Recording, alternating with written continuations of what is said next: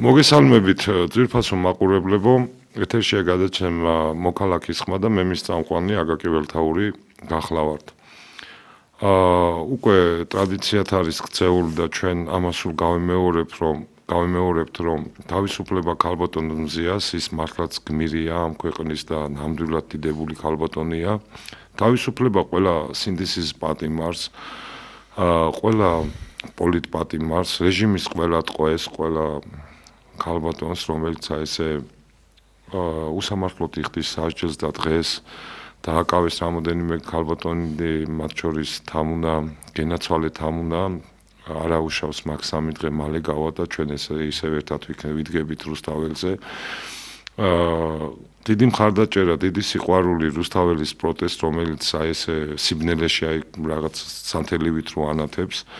ასევე დიდი მხარდაჭერა ჩემგან აი ბავშვებს წინა გადაცემაში ჩვენ აქტიუშენით დაავადებული ბავშვების შობლები ყავდა და აქ მართლაც ჩანს ამ მოხსენებლების ის არაადამიანური სახე, როდესაც საერთოდ არაფერთან არ მიემართება არც პოლიტიკასთან, არც რელიგიასთან, არაფერთან ადამიანს შვილი ყავს ცუდად, დღეებზეა დამოკიდებული და საერთოდ გურგლილად ეპყრობიან ამ თემას და საერთოდ არაფერში არ უდგანან გვერდში, რაც არის კატასტროფა, რაც ლაპარაკობს ძალიან ცუდ და არამეს ჩვენ ერთზე, ჩვენ ხალხზე, იმიტომ რომ არასდროს მე ვერ მეგულება, ყოველ შემთხვევაში არ ჩემ ირგვლივ ვარ, ვინც ვნახე, ვისაც უთხარია აბსოლუტური უმრავლესობა და ყველა კაცს ენა არ მოტრიალებია, რომ ამ ბავშვებს არ დავეხმაროთ და ახლა ის მინისტრი რაღაცას ბოდავს, რომ თურმე ამათ სიცოცხლის გაგრძელება კი არა, თურმე ეტლიდან აყენება დომებიათ ბავშვების, რომელ ქართველს უნდა რომ ქართველი ბავშვი ეტლით დადიოდეს, ესეთი ქართველი მანახეთ ხალხო სად არის ესეთი უგულსულობა. მე არ შემხედრია და რო იტყუებიან ფაქტია, იმიტომ რომ დარწმუნებული ვარ ყველა ქართველს, ყველა ადამიანს უნდა რომ ბავშვი იყოს ჯანმრთელი. აქ ორი აზრი არ არსებობს.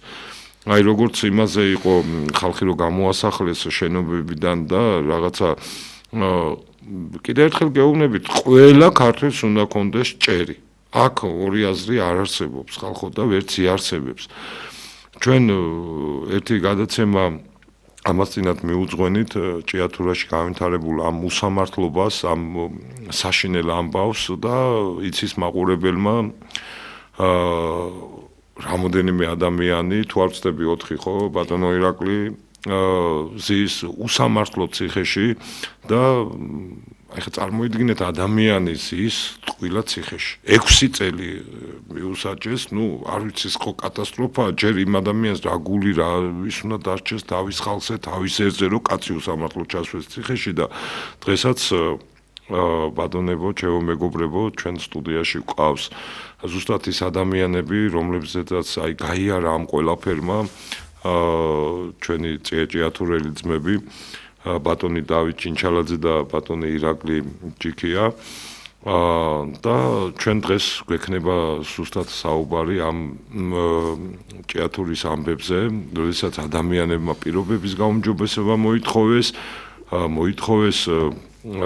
ღირსეული ცხოვრება, მოითხოვეს ღირსეული დაფასება მუშის და ასე შემდეგ, ყველა ის რაც გვეკუთვნის ჩვენ, იმიტომ რომ კონსტიტუციურად ჩვენ სოციალური სახელმწიფოს კონცეფციას ვიზიარებთ და ყველანაირად უნდა ცდილობდეს ნორმალური სახელმწიფო მშრომელ ხალხს გვერდში დაუდგეს და ამათმა რა მიიღეს? ამათმა მიიღეს გვერდში დგომა კი არა, ციხე, ზეწოლა, დაშინება და ის აშინელებები, რაზეც ჩვენ გქონდა ლაპარაკი ჩვენ ეთერში და დღესაც რა თქმა უნდა ამას ჩვენ განვიხილავთ და ბატონ დავითთან გადავალ შეკითხვით. ბატონო დავით დღეს იყო ხომ სააპელაციო სასამართლო გუშინ კი ბატონო და რა ხდება ბატონო დავით თქვენ თავს და რა მოლოდინები გაქვთ და კი ვიცით ახლა იქ ჩვენ წინაზე ვილაპარაკეთ, საიდან დაიწყო ყველაფერი და რა ეტაპზე ვართ ახლა და რას ხედავთ თქვენ ბატონო დავით? პირველ რიგში მადლობას გიხდით რომ ჩვენ მოგვიწვიეთ სტუდიაში და მოგვეცა საშუალება ფართო საზოგადოებას გავაცნოთ ის რეალობა, რაც არის ახლა დღეს ჭიათურაში და ზოგადად რა ხდება ამ პროცესებთან დაკავშირებით. მივესალმები თქვენს მაყურებელს, მიულოცავ იცოცხლით. გიორგობის ბრწყინვალე დასასაულს. მაპატიეთ ყველას გილოცავთ. შეგვეციოს ნამდვილად შემოგარგო ხალხო. იმდენად დაბნეული ვართ ყველა, რომ ჩვენ და თითოეულს სრულიად საქართველოს. კი ბატონო, თქვენ სწორად აღნიშნეთ, გუშინ იყო პირველი სააპელაციო სასამართლო 4 უსამართლოდ დაკავებული ჭიათურელი პროტესტის მონაწილის შესახებ. და როგორც სასამართლო პროცესებზე სტანდარტულად ადვოკატები გამოვიდნენ შესავალ სიტყვაში, ყალიბებდნენ იმ მოცემულობას და გარემოებას თუ რატო არ ეთანხმებოდნენ წინა ინსტანციის სასამართლოს გადაწყვეტილებას, რომლის შედეგიც არის ის, რომ მოსამართლე თამარ მაზანაშვილმა სრულიად მიკერძოებული გადაწყვეტილება მიიღო, თითქოს ის რაღაცა გავლენის ქვეშ იყო მოქცეული. ეს არ არის ჩვენი, ასე ვთქვათ, სუბიექტური აზრი, ეს ობიექტური რეალობა იქიდან გამომდინარე, რომ რასაც ვაკვირდებოდით იმ სასამართლო პროცესებზე, მოსამართლის ქცევა მათ შორის ძალიან საეჭვო იყო. მათ შორის მინდა აღვნიშნოთ, ბოლო პერიოდში ის პირბადით მოდიოდა სასამართლოს ხდომაზე, პირბადე ეხლა დღეს არავის არ უყვირს და მით უმეტეს კორონა გადავიტანეთ ეს პერიოდი და პირბადე არავის არ არის უცხო, მაგრამ იმას ის პირბადე სხვა რამისთვის ჭირდებოდა, ის მისი შესანიღბი საშუალება იყო. ალბათ თვითონაც აცნობიერებდა თუ რაოდენ ცოდვაში დგავდა ფეხს, როდესაც სრულიად უდანაშაულო ხალხზე გამოგა გამამტყუნებელი განაჩენი, რომელსაც შემდგომ შენს გადაწყვეტილებაში წერილობით ხასიათში ვერ ასაბუთებ და ვერ აკონკრეტებ თუ რაზე და რა მტკიცებულებებზე დაყრდნობით მიიღე ეს გადაწყვეტილება. რაც შეეხება ახლა ახალ სააპელაციო სასამართლოს და მოსამართლე გიორგი მარგველაშვილს, ბევრად უფრო პოზიტიურად უყურებთ. ჩვენ, რა თქმა უნდა, მას ვთხოვთ, რომ ის იყოს ობიექტური, ის იყოს რეალური, მიუკერძოებელი და გამოიტანოს ის გადაწყვეტილება და განაჩენი, რაც არის ყველა ამ პროცესის მთლიანი შეჯამება და ერთადერთი ლოგიკური დასასრული, რასაც ქვია 4 უსამართლოდ დაკავებული ჭიათურელი პროტესტის მონაწილის დაუყოვნებრივ პატიმრობიდან განთავისუფლება. უკანონო პატიმრობიდან განთავისუფლება. შემთხვევითი არ არის ის 4 ადამიანი დღეს ციხეში და ამაზე ადვოკატმაც გაუსვა ხაზი და კიდევ ერთხელ თალსაღად მინდა აღვნიშნო, რომ იქ პირველ ინსტანციაში არ განიხილებოდა რეალურად პროცესი სრულიად სამართლებრივი, სისხლის სამართლებრივი ნაწილში, რომ იქ მართლა ვინ ვის ხელი დაარტყა და ვინ ვისზე იძალა და იქ კონკრეტულად უკვე დასახელებული იყო მათ შორის მოწმეებისთვისაც ეს 4 პიროვნების სახელი და გვარი, ვინც ამოცნობის წესით უნდა ამოეცნოთ.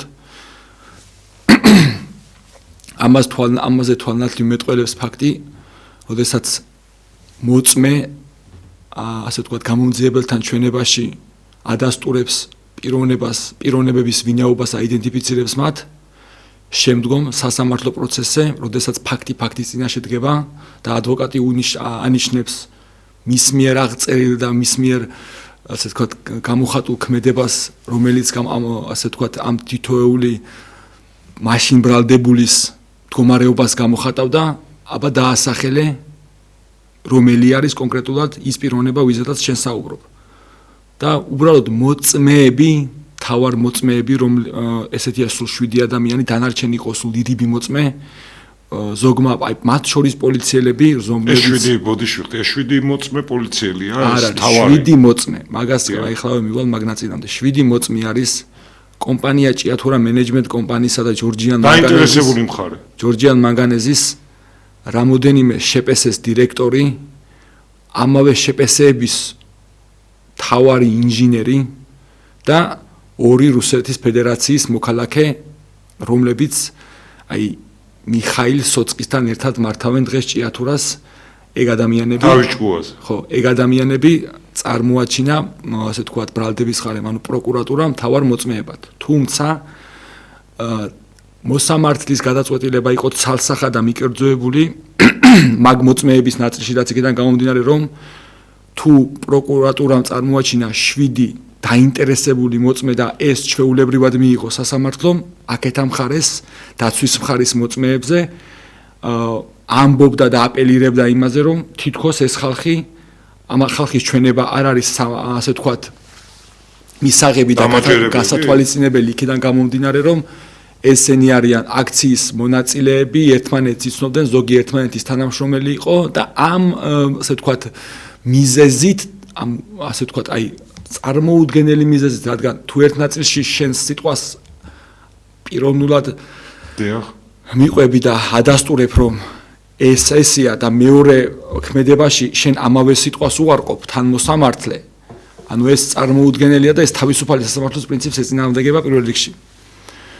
არ შეიძლება ეგეთი რაღაც და ამაზე აპელირებდნენ ადვოკატები და ხას უსმამდნენ რომ არანაირად არ შეიძლება მაგ მიდგომით მოწმეების დაყოფა ან მათი დისკრედიტება იმის გამო რომ ვინ ვის იცნობდა მოწმე არის ფიცის ქვეშ მოწმეს აქ დაგდებული როგორც სამოქალაქო ფიცი ასევე რელიგიური ფიცი და ერთის და მეორის შემთხვევაშიდაც თუ ის სრულჩვენებას აძლევს და გამოძიება მიზანმიმართულად მიყავს შეყავს შეცდომაში ის სამართლებრივად პასუხს აგებს მის ქმედებაზე. ამაზე ყველა ასე ვთქვათ გააზრებული იყო, როგორც ჩვენი მხრიდან, ასევე მათი მხრიდანაც. და თუ პროკურატურა თვლიდა და მოსამართლემაც გაიზიარა შემდგომ, რომ ამ ხალხის ჩვენება არ იყო მისაღები, მაშინ რატომ არ დაიწყო მათ მიმართ სისხლსამართლებრივი გამოძიება სრულჩვენების მაგალითად მუხლით. მაგრამ ესე არ მოხდა. უბრალოდ მოსამართლე განცდა სტოვებს ისეც მის გადაწყვეტილებაში და მის დასაბუთებაში უკვე თან ხაზი უნდა გაუსვათ იმას რომ მოსამართლემ 2 თვენახევარი დააგვიანა განაჩენის წერილობით ან დაწერა დასაბუთება და წერილობით 2 თვენახევრის შემდეგ ჩაბარდათ მანამდე ზეპირად მიმართეს წარმოგიდგენიათ ზეპირად მიმართეს ადვოკატებმა რომ ვადებში ჩამჯდარიყვნენ რომ ხანდაზმულობა ეს ვადები არ დაერღვიათ თუმცა რაზედაც მიმართეს ზეპირად თვალდახუჭული რაზედაც მიმართეს ზუსტად ის შეცდომები ჰქონდა დაშვებული მოსამართლეს რა თქმა უნდა ზუსტად წინასწარ ადვოკატების პროფესიონალიზმიდან გამომდინარე წინასწარ იცოდნენ რა სისულელები აკეთა მოსამართლემ ამას მიტყვი თამამად არის მოსამართლე მიუხედავად იმისა რომ მოსამართლე ქვია მიტყვი რომ სისულელები აკეთა მას დომის ოქმებიც კი არ აქვს წაკითხული არც მოსმენილი და წაკითხულს და მოსმენის რო თავი დავანებოთ თვითონ პროცესების მიმდინარეობისას ოდესაც არსებითი განხილვები მიმდინარეობდა მოწმეებს არც უსმენდა და არც უყურებდა ის ერთადერთი ეს ჩაუკაკუნეს თავში და დაიყვირა მისი ერთადერთი ინტერესის სფერო და ობიექტივის რასაც უყურებდა იყო დარბაზში მყოფი საზოგადოება რომელსაც ან ვინმეს ტელეფონი არ ამოეღო ვინმეზე არ მიეწერა რაღაც ან ცოტა ისეთი არ გასაჯაროებული რო არ გამختارიყო ხო ან არ განძრეულიყო ან რაღაცა სიჩუმეზე იყო ორიენტირებული თითქოს აქ რაღაცა ოქმებს ვიწერთ და მე ხელი მეშლება ხმაურში. არა და ის ოქმები არც მოусმენია თორე პირველ ნაწილში ჩვენების გადაწყვეტილების და მეორე ნაწილში ერთი თვითონ თავის თავს ეწინააღმდეგება პირველ რიგში. მე ამას ვიტყვი და ადვოკატებიც ამაზე აპელირებენ და ამას ჩამოაყალიბებენ. მაგალითად ეხლა მას ქვია წინა სიტყვაობაში, როდესაც აპელაციო დაიწყო ორმა ადვოკატმა მერაბი სარალიძის დაცვის ადვოკატებმა ასე თქვა ჩამოაყალიბეს პოზიცია. თუ რატომ ვითხოვთ ჩვენ გამომართლებელ განაჩენს და რატო არის ის განაჩენი მიკერძოებული და კონტექსტიდან ამოვარნილი აბსოლუტურად. ასევე დათუნა მოდებაძემაც თენგიზ და გველესიანისა და აჩიკო ჭუმბურიძის ადვოკატმაც დაიწყო საუბარი, მაგრამ რაღაც ტექნიკური ხარვეზების გამო ვერ მოხერხდა რომ ეს ამ პიროვნებისთვის არ მიეცა საშუალება რომ სრულად ჩამოეყალიბებინა თავისი აზრი და ამის გამო გადაიდო სასამართლო პროცესი 2026 წლის 16 ივნისისათვის და შემდეგი პროცესი ჩავნიშნეთ კიდევ ჩაინიშნა ამავე წლის 23 ივნისს.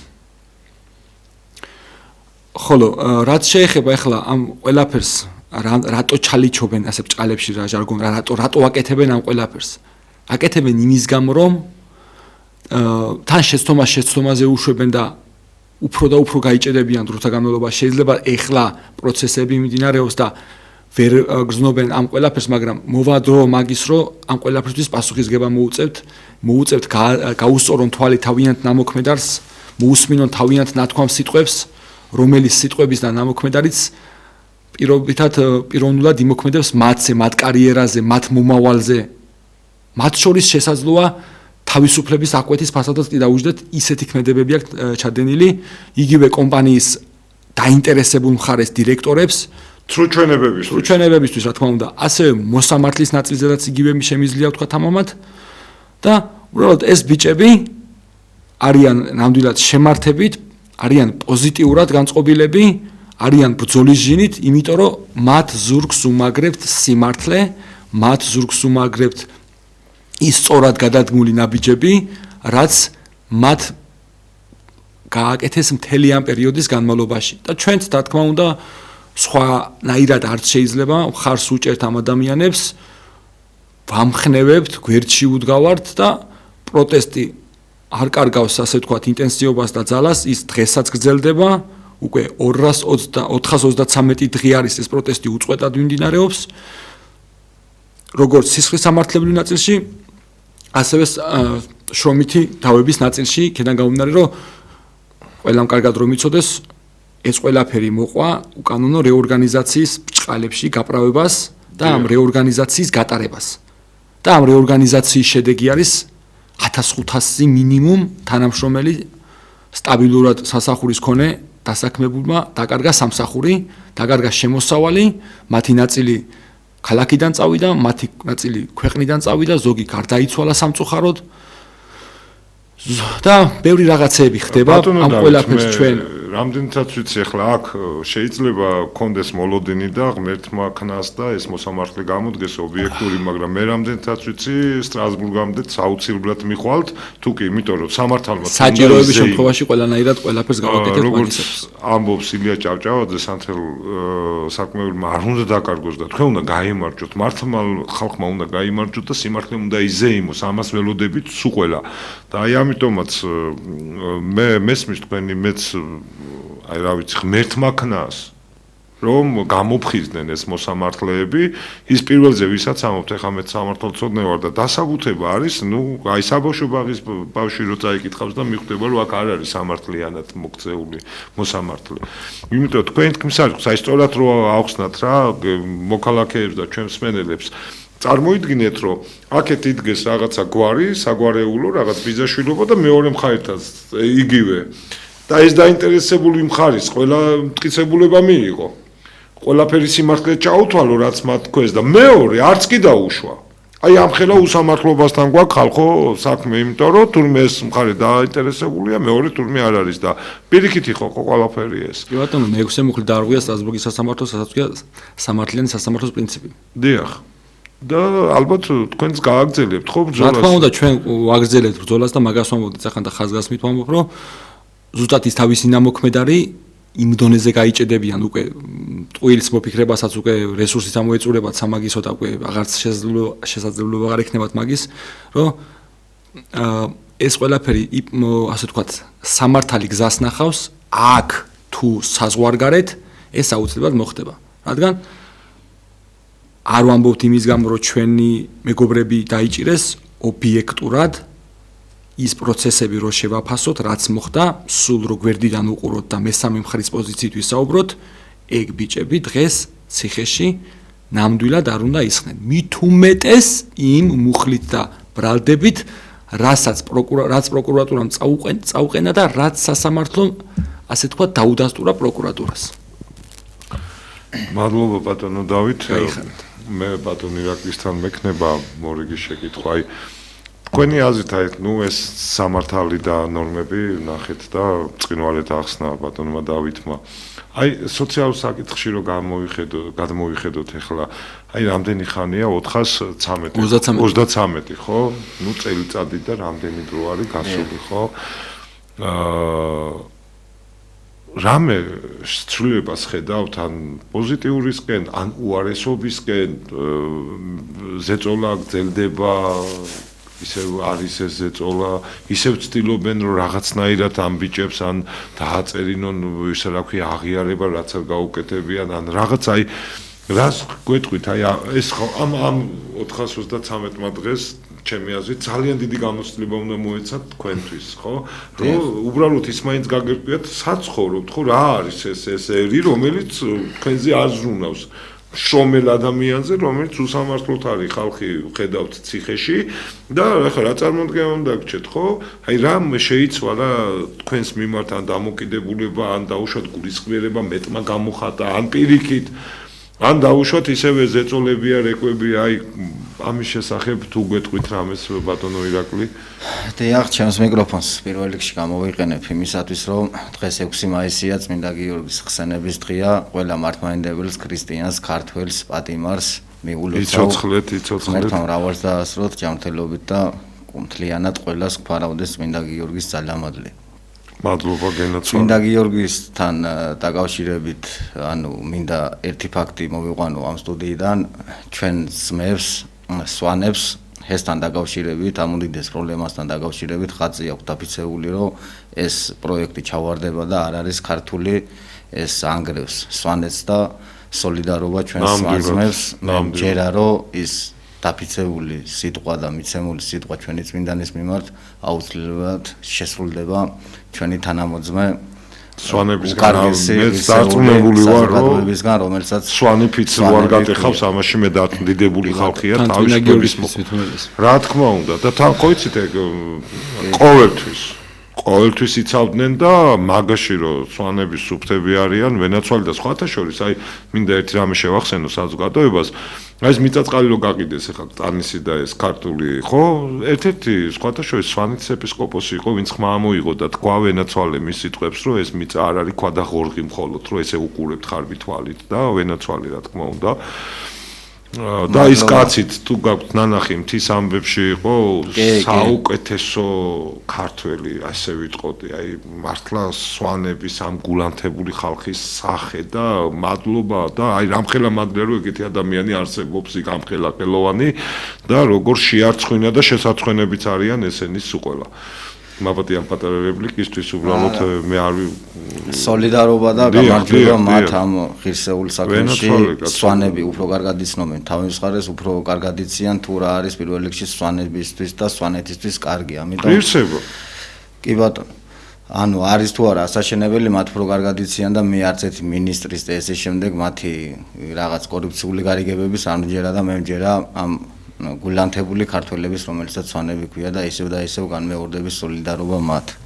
რაც შეეხება ეხა ჩვენს ქალაქს, ჩვენს ჭიათურას და ზოგადად პროფესია მაღარუელს. ჩვენ ცხოვრობთ ისეთ ქალაქში, სადაც ხმის ამოღება საჯაროდ ძალიან პრობლემატურია იქედან გამომდინარე, რომ ზოგადად ჭიათურაში არც ერთ სფეროში ხელფასებთან ანაზღაურებასთან დაკავშირებით არასდროს არ ყოფილა რაიმე ისეთი მაღალი და ისეთი შოკის მომგვრელი, რომ თქვა თანხის არსებობის განვითარების გამო სრული ქონებოდა ამ ქალაქში გეცხოვრა, მაგრამ ზემოიმერლები ის ხალხი ვართ, რომელსაც ჩვენი კუთხე გვიყვარს და არ უყურებთ ჩვენ იქ ყოფნას და არსებობას, აი მაღალ ანაზღაურების და ესე შემდეგ. ანუ ეს ჩვენი აქციაც 28 თებერვალს დაწყებული არ დაწყილა იმის გამო, რომ გინდა თუ არა ხელფასები უნდა გაიზარდოს.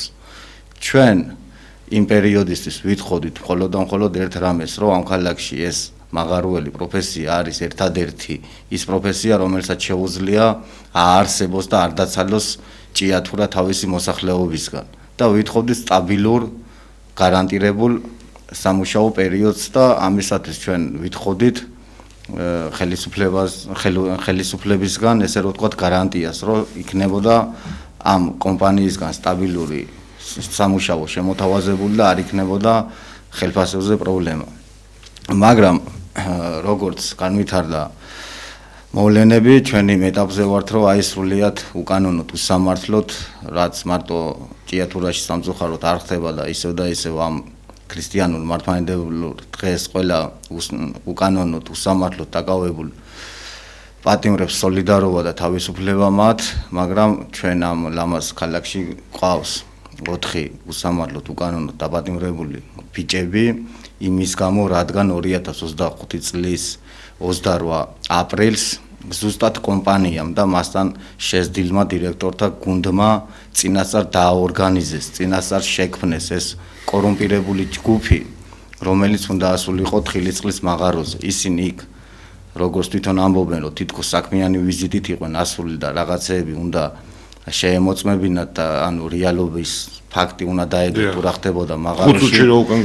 ეს არის სრულიად აბსურდი, ანუ არ არსებობს. მოვიდეს თავარი გენერალური პროკურორი, რომელსაც ქვია შინაგან საქმეთა მინისტრი, რომლებიც რა ვიცი თვითონ სახელდაგვარებს უკვე ვეღარ ვიმახსოვრებ. ხალხშინაგან საქმეთა მინისტრი, ანუ უმაღლეს ყველა კორუმპირებულია, მაგრამ ზოგს იჭერენ. უმაღლეს თანამდებობის პირებს, ვისაც აქვთ პრეტენზია, რომ ისინი არიან მინისტრები და ისინი ცხოვრობენ და არსებობენ საქართველოს უკეთესი მომავლისთვის, შრომელებისთვის არიან და აი ქმნიან თქვათ რაღაც სტაბილურ გარემოს საქართველოში, ჩამოვიდნენ არც მაღარ უარსად არ წასულა, არც ის დირექტორები არცად არ წასულან ძალიან დიდ პატივისცემს ეს კორუმპირებული კომპანია მათ და ისო და ისო თანამდებობებზე არიან, მოვიდნენ და ჩვენთან ერთად მედიებით, გაშუქებით შევიდეთ იმ აღაროში და 15 და 20 წუთში, როგორც სასამართლოში განაცხადეს იმ კორუმპირებულმა ჯგუფის წევრებმა, დირექტორებმა, რომ თითქოს საქმიანი ვიზიტით იყვნენ შესულები 15 და 20 წუთში თუ რაიმეს დაასკვნა და აიდება იმ კონკრეტულ ობიექტზე, ჩვენც მზად ვართ კიდე 6 წელი, კიდე 4 წელი ჩვენც მზად ვართ, რომ იმ ბიჭების ბედი გავიზიაროთ, თუ კი ვინმე დაამტკიცებს ნებისმიერი საქმიდან გამომდინარე პროფესიონალი, რომ 15 და 20 წუთში რაიმე საქმის გაკეთება შეიძლება იქ, მაგრამ ეს იყო წინასწარ დაორგანიზებული იმის გამო, რომ ამ აქციას ყავდა გამოკვეთილი ლიდერები იმ დროისთვის, ის ადამიანები, რომლებიც ჩვენთვის, ჩვენს გამო, ჩვენი ღირსების გამო პირდაპირ ხმას იღებდნენ და არ ეპოვებოდნენ უსამართლობას ისე როგორც ჩანვართ ჩვენ დღეს. ჩვენ იმ ადამიანებმა გარეთ იმის გამო დავტოვეს, რომ თუ დღეს ჩვენ გავჩუნდებით, იგივეს გავუკეთებენ სხვას და ჩვენ არ ვაპირებთ არც გაჩუმებას, არც გაჩერებას, ჩვენ გვწამს უფლის და ამ სამართლიანი გზის, რასაც სამართლიანობა ქვია. თქვენი ეთერით ვისარგებლებ და მთლიან საქართველოს მოსახლეობას შევახსენებ, რომ არსებობენ ჭიათურელი ჩვენი თანამოქალაქეები, სახელად თენგიზ ყობერიძე, გელა ბუზალაძე, აბესალომ ხარაიძე, ესენი არიან კრიმინალთა ჯგუფი, ის ჯგუფი, რომელთაც თანამდებობის ფულის სანაცვლოდ შეუძლიათ აი სრულიად უკანონოდ ხელი დაადონ სასამართლოში, გამომძიებელთან ჩვენებებს მიცემენ და მერე მოდიან და მოვიდნენ იქ უფროსწორად და ბრალდებულებს ვერც კი ამოიცნეს და აი ეს არის მართლა საქართველოს ისტორიაში ალბათ ერთ-ერთი მომენტი, როდესაც შრომელ ადამიანებს იჭერენ და ამ 4-ში ერთ-ერთი თენგიზ გველესიანი არის ეს ის პიროვნება, რომელიც უშუალოდ ადგილზე არ ყოფილა, მაგრამ მას 4 წელი და 3 თვე აქვს მიჯილი, მაგრამ ჩვენ გვჯერა, რომ აი ზუსტად კომპანიის მხრიდან წინასწარ დაორგანიზებული განზრახ იმის გამო, რომ სანიმუშოდ, სახალხოდ პირდაპირ ძალის გადამეტებით და მათი ესე რომ ვთქვათ ძალაუფლებიდან გამომდინარე უნდა დაჯილიყო 4 ადამიანი, რადგან პროტესტი, რომელიც მიმდინარეობდა ჭიათურაში, აი ამ ძალის გადამეტებით, დაშინებით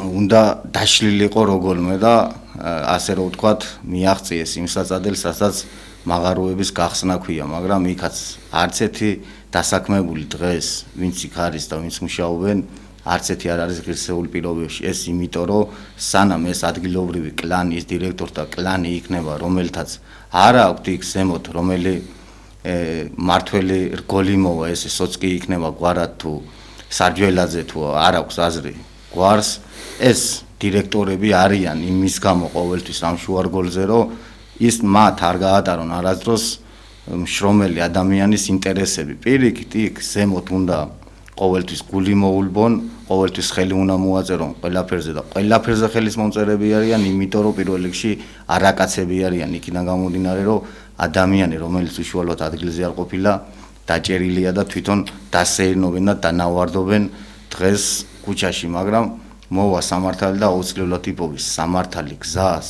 იქიდან გამომდინარე, რომ არ შეიძლება, არ შევეგუებით და ჩვენ ქართველები იმიტომ დავიბადეთ ერთხელ, რომ იმ სიმართლის გზას არ ავწდეთ არასდროს და ღმერთის წყალობით ჩვენ მივახცევთ იმ საწადელს, რასაც 2000 ადამიანის უკანონოდ უსამართლოდ გათავისუფლება ქვია სამსახურიდან, ულუკმაპუროდ დატოვება ქვია, ჩვენ რეალურად სიუხვაზე ვზივართ, მაგრამ ის სიუქვა არ გვაშინებს, იმიტომ რომ წინ დიდი სამართალი და სამართლიანობის მისაღწევა ვდგავართ ჩვენ ქუჩაში.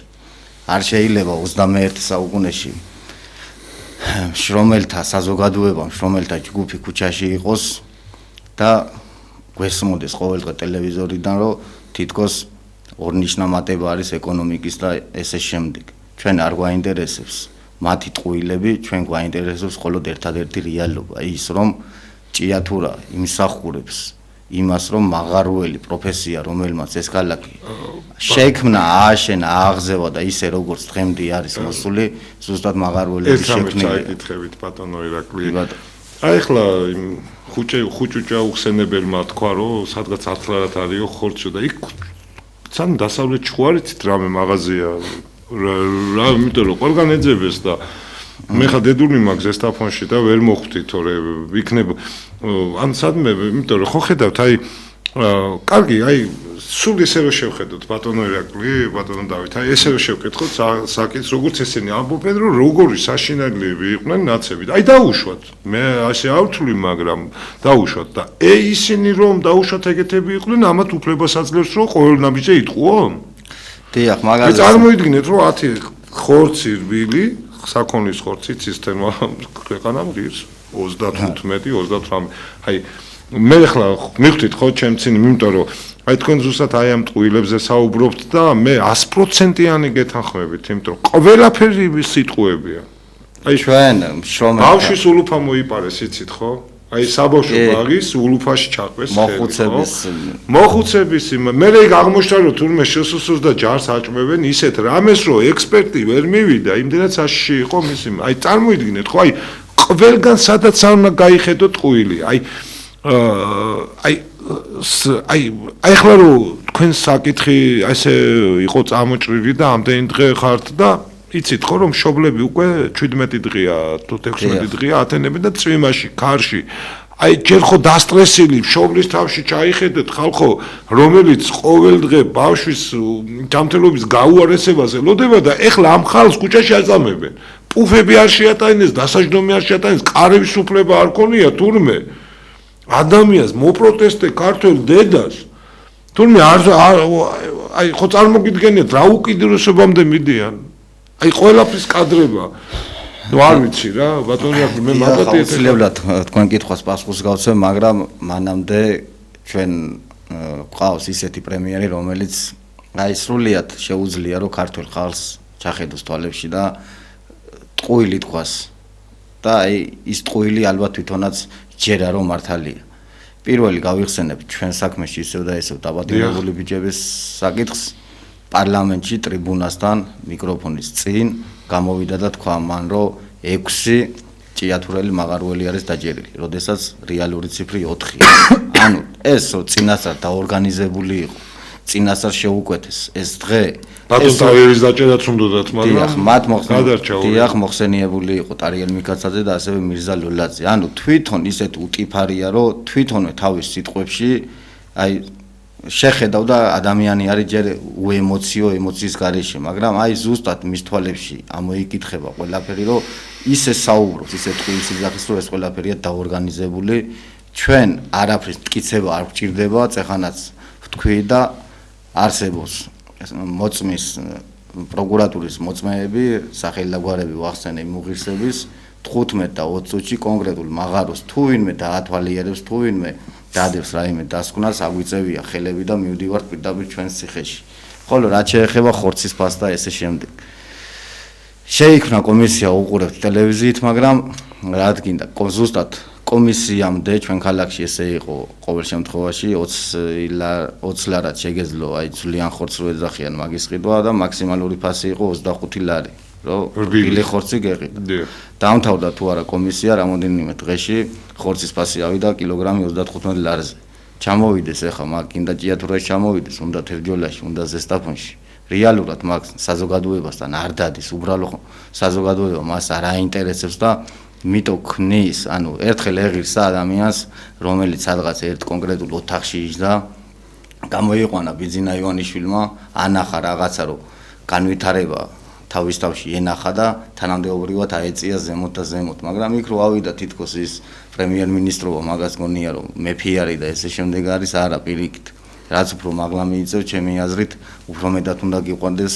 შენი მოსახლეობა შენი ქართველი ერი მაგრამ ჩვენ პრემიერიდან გვესმის მხოლოდ და მხოლოდ ტყუილი ქილიკი დამცირება ყველა ჯგუფის იმ ჯგუფის რომელმაც ხმა მოიყო და რეალობა თქვა აი რო უთხრა პირდაპირ აი რომ მივიდე და რო უთხრა მომეცეს მაგის საშუალება რომ აი სად არის წამოდი მანახი 10 ლარად ხორცი არა, თვითონ მოკვდება სიცილით, ჩემი აზრით, ეს სიცილით არ მოკვდება, ანუ პირდაპირ მოგვაწერებენ იმას და აი ზუსტად მოგვაწერებს, რომელთა ჯგუფს რომ ჩვენ რადიკალები ვართ. ჩვენ რადიკალები კი არა ვართ, უბრალო ხალხი ვართ და მართალი ხალხი ვართ, მაგრამ როდესაც აი ამ კორუმპირებულ საზოგადოებას არ ემსახურები, მათზე კარგს არ ამბობ, მე უკვე რადიკალები ვართ ყველა, მაგრამ სამწუხარო ის არის უკვე რომ დაახლოებით საქართველოს მოსახლეობის 90% უკვე ოკუპირებული არის ამ მართლობისგან, რასაც პრემიერი და მის ქვეშ დაქვემდებარებული მინისტრები ქვია. იმის ფონზე, როდესაც ჯანმრთელობის მინისტრი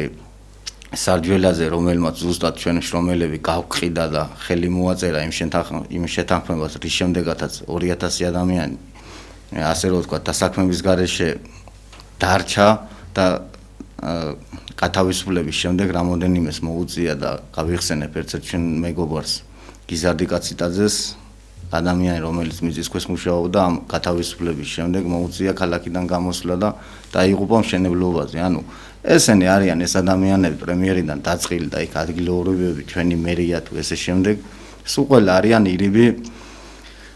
ირები მოქმედი პიროვნებები, რომლებმაც ხელი შეუწყეს იმას, რომ აი ამ ადამიანებს, რომელსაც გულითადად ანუ ერთი პროფესია ჰქონდა, რომელსაც მაღაროელი ქვია, იძულებული გახადეს, რომ პროფესია შეეცვალათ და გამოუცდელობის გამო, იმის გამო, რომ სიმაღლეზე იმ მცხონებულს არ ქონია საშუალება, ყველამ ნახეთ და თელმაჯია თუ რამ ვიცით, რომ აი ესეთი ვაჟკაცი ადამიანი დაიღუპა იმის გამო, რადგან ჩვენ თითოეული, ალბათ ჩვენ თუ ვერ გავიმარჯვოთ, ჩვენც იგივე გზა გვეწევა, რომ დევნილი ვიქნებით ჩვენი ქალაქიდან, იმიტომ რომ ფიზიკურად სხვა ალტერნატივა დასაქმების არ არის. აი ზოგადად ესეთ მართლობას, ესეთ გუნდს ბატონო ირაკლი, აი განსაკუთრებით სარჯველაძეზე მინდა ვთქვა, რომ ბავშვებს არ ეხმარება. ჩემი ბავშვებს აქცია ზურგი, კაცო, კაცი არავინ არ არის. მას არ აქვს იმდენი ქართული მორალური შეგნება, მინისტრი კი არა, ვინც არ უნდა იყოს ადამიანს. აი მშობელს, რომელიც მშობიარია და აი ღამეებს ათენებს იქ იმის გამო, ერთადერთი მოთხოვნით, რომ თავის შვილს წამალი ჭირდება იმის გამო, რომ სიცოცხლე გაუხანგრძლივდეს, აი იმას რო არ ეხმარება მინისტრი კი არა, რა ვიცი. უკაცრესი ადამიანობა, ცხოველი, უფრო მე ესე დავარქვენ. უკაცრესად უნდა იყოს დაჟილი რა, ჩემი აზრით და სოლიდარობა ისე და ისევ. სამართლიანობა უნდა იზეიმოს. უბრალოდ ისე თქვა მინდოდა აი გამწარებულ მშობლებს მეც გავიარე იმ პარკში შიმშილობის დროს, ზუსტად მაგ პარკში ვიყავი კანცელარიის წინ და მეც აი გზა გავიარე, რომ ყველაფერი აკრძალული გქონდა ჩვენ იქ პროტესტში მყოფს საზოგადოებას ყველანაირი, რა ვიცი. არ წამოწოლა არ შეხვეძლო იმ სკამჰეიგებზე, რაც არის გაკეთებული. არც ქოლგა არ შეგვეძლო არაფერი, მხოლოდ შეგვეძლო ერთადერთი საწვიმარი მოგვეცვა მეტი არაფერი და რა ვიცი, ესეთი დაჟის მეთოდებით, ესეთი კაცებლური, პატონყმური მოქმედებით მე ფიქრობ, რომ მოვა ის დრო და დადგება, რომ ყველა აგებს, ყველა გასამართლდება და ყველა ღმერთი, ჩვენ გვეჩქარება, თორე ღმერთთან როაგებენ მაგაში ორი აზრი არ არსებობს და დიდება მის სამართალს, დიდება უფალს.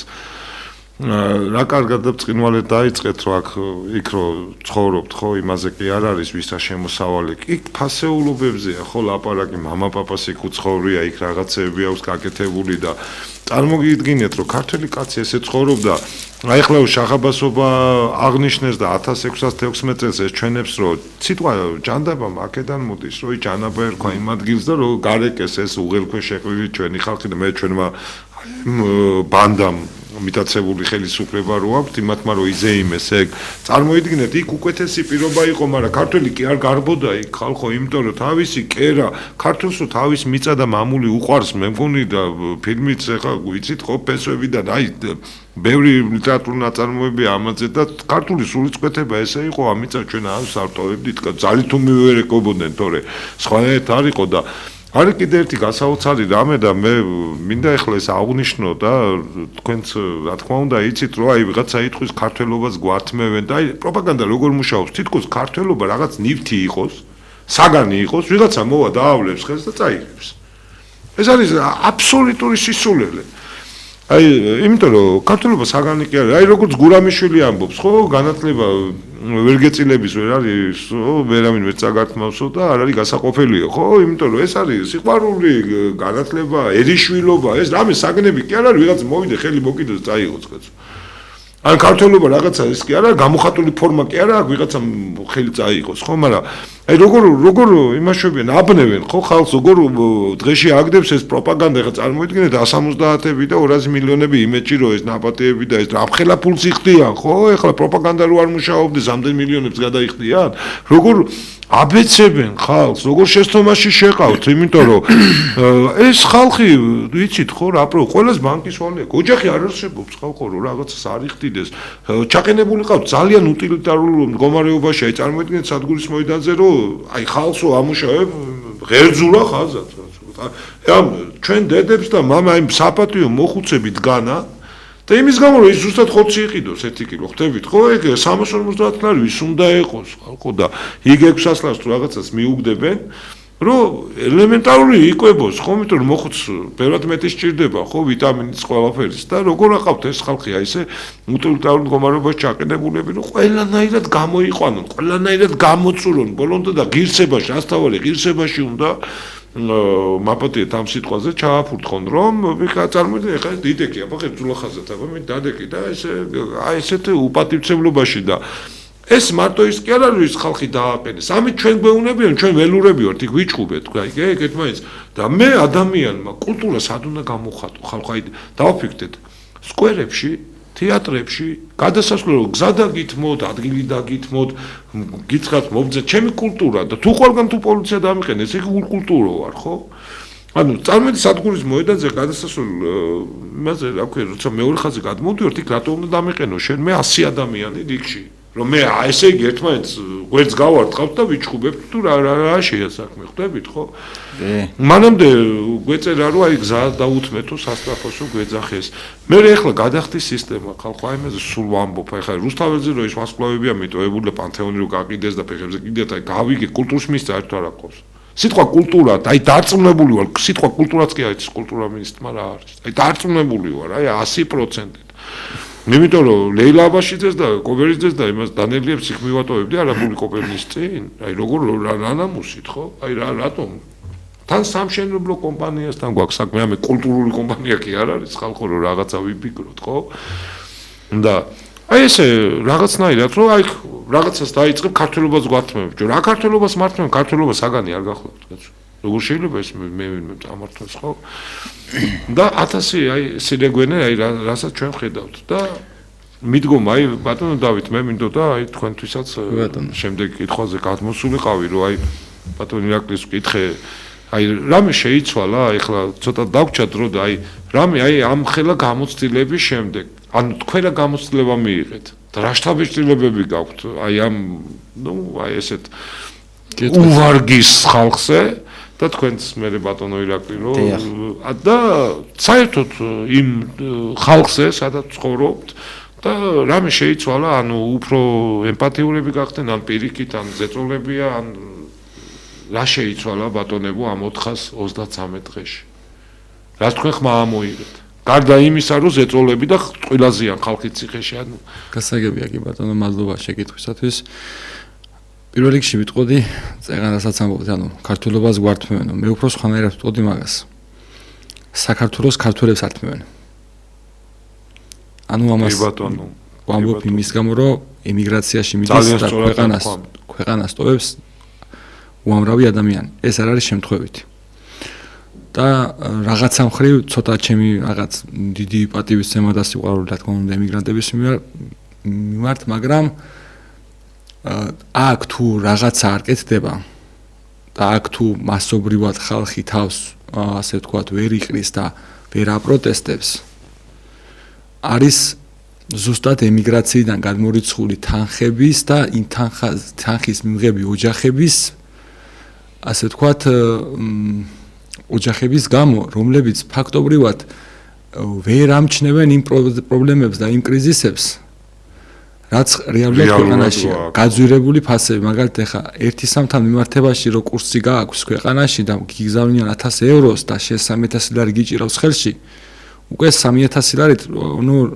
ვეღარ ატყობ იმ მომენტში ისეთ რაღაცა აღარ არის შენთვის ისე მტკივნეული ფასები და რაღაც, მაგრამ აი წარმოიდგინეთ ახლა ადამიანი, რომელსაც მარტო პენსია აქვს 370 ლარი, 400 ლარი მაქსიმუმ, იმისთვის რომ ხელა დარტყმარის ეს ყველაფერი.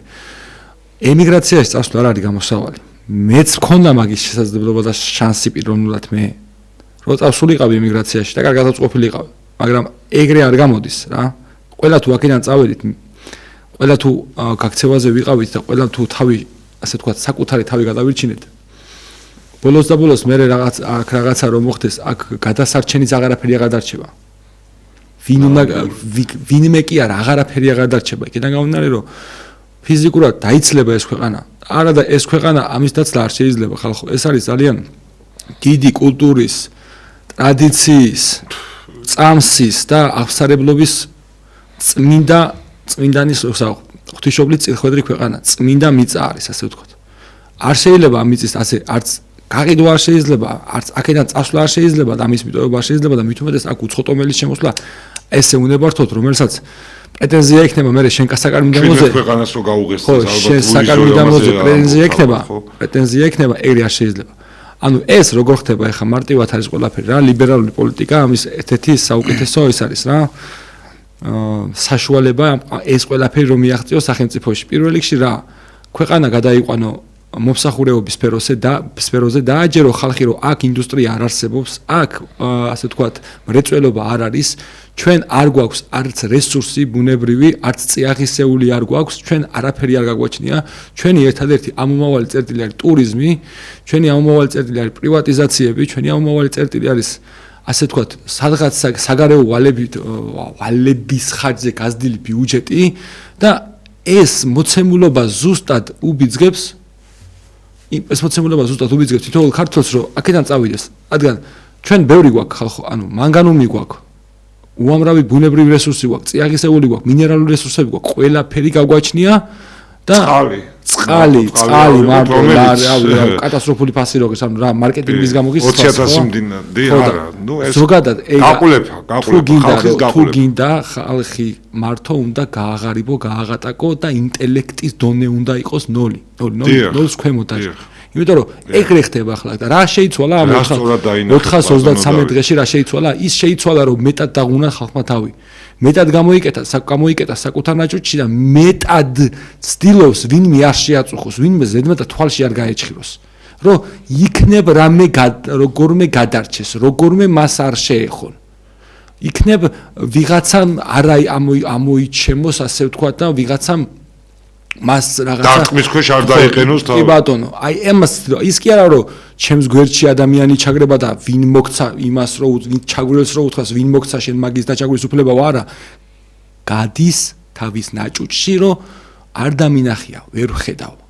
იმის არ იყოს. მე რა ვიცი. სუპი მაქვს და სუპ ჭამ. ეგ ალბათ მაგ ადამიანი მართლა მას ეფიქრობს რა. ეგ არ ამგონია რომ ვიღაცას ფული გადაეხადა. არა, რა თქმა უნდა. ეგეთი სისულელეა. არიან ესეთი პროპაგანდა მუშაობს ინტელექტის ხალხი რო სუპის ხალხი. ამ ყველაფერზე მუშაობს ორი ძირითადი ტელევიზია. 3 პროცენტ. რუსთავი, იმედი და პოსტივი. რო გამოურეცხოს ამ ხალხს.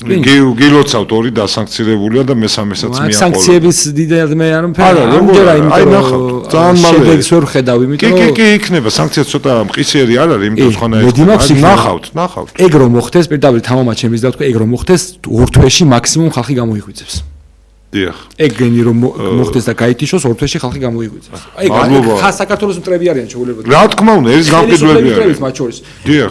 მაგ თვითონ თავისივე ასე ვთქვათ თავის ქვეყნის გაყიდვაში ჩვეულებრივად მონაწილეობენ უსინდისო. ამ პროპაგანდით იმასაც ასულელებენ ზემოთ და ხალხსაც კიდე აგიჟებენ.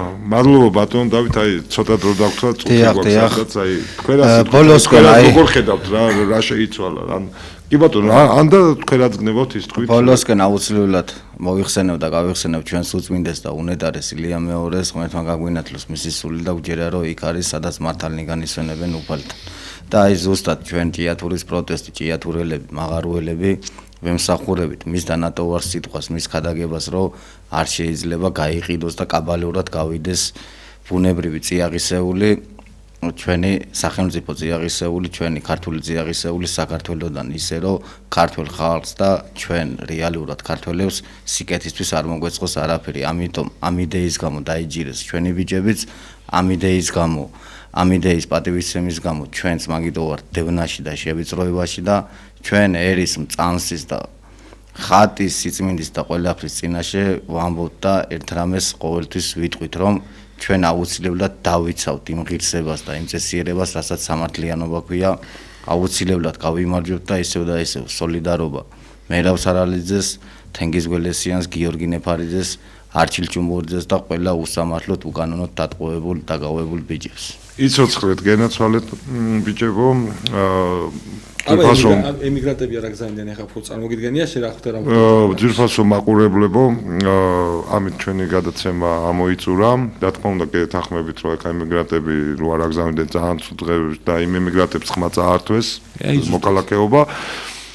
სალაპარაკო ყოველთვის ბევრია ძირფასო მაყურებლებო, ჩვენ კი მე მგონი იქით 4 შაბათს არა და 3 შაბათს შევხვდებით 6-ის ნახევარზე მოკალაკის ხმაში. მადლობთ რომ მიყურებდით. Thank you.